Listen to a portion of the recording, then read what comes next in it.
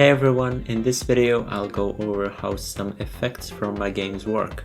But before that, I just want to thank everyone for getting me to 100 subscribers. It's a big milestone to me. With that out of the way, let's make some effects. The first effect I'll cover is the static effect in Six Nights at Penny's. For this effect, I created 5 images with the size of the window. These 5 images will later be drawn one after another, so you can pick any number really. It doesn't have to be 5.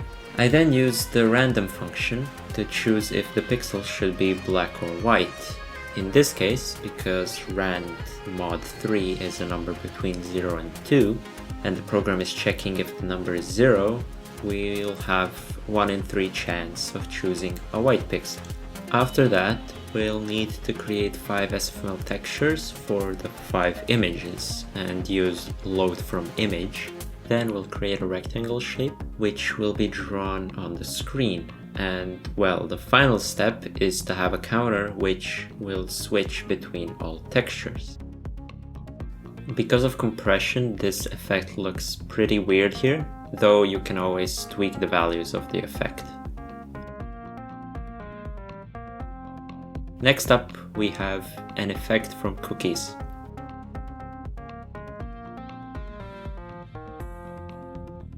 These glowing orbs, which I call lights, is the effect we'll be creating. There are 2 ways to make this effect. The first way is to create a texture in some software like paint.net. On the other hand, if you want to make these lights high quality without having to spend memory on the file, the better way is to generate them. For this, we'll need a render texture, which allows you to draw things to a texture instead of to a window. You can later get the texture from the render texture and use it elsewhere. The idea is quite simple. Draw a bunch of lines from the center of a circle to the edge of a circle. Because I'm using 2 vertices in this example, I can use 2 colors, 1 per vertex. They'll have the same exact color, except that the vertex in the center will be fully opaque and the other will be fully transparent.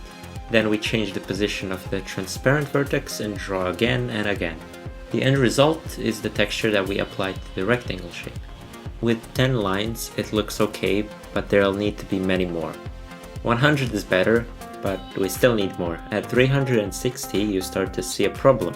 The whole thing doesn't look quite like a circle. That is because we're using a wrong blend mode. Actually, we did not specify a blend mode anywhere, so it assumes blend alpha, which is clearly not what we want. Changing this to blend none gives the correct results.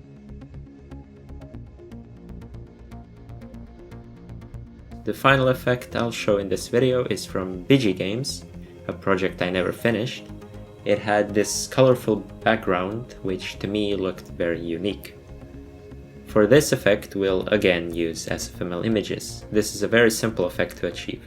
We just need to set color of every pixel of an image to the coordinates of the pixel.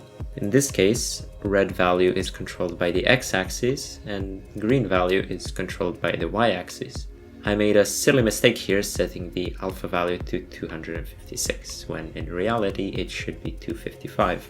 You also need to keep in mind here that these textures are 256 pixels wide and 256 pixels high. Because RGB goes from 0 to 255 max, textures cannot be larger if we don't want to repeat colors. Anyways, that is it from me for now. I've been working on a level editor recently, so the next video I'll probably show how it works. Once again, thanks to everyone for watching and subscribing. Until the next one.